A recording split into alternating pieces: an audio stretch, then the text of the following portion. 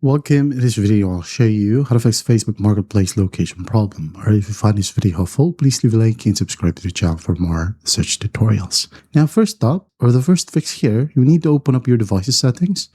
Go ahead over to settings right here, and then just go ahead and use the search bar. Sometimes it's right under at the bottom or at the top. All right. So go ahead and use the search bar, and then just find date. Okay. You'll be able to see date and time in a moment. So just go ahead and tap on date and time, just like so. Now find again date and time.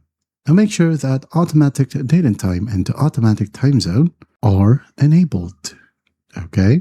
And then once that's done, if you're currently using VPNs, close your VPN. Let's say you have Proton or Windscribe or other VPNs, close it or disable it. Once that's done, go ahead over to your Facebook profile or your Facebook app.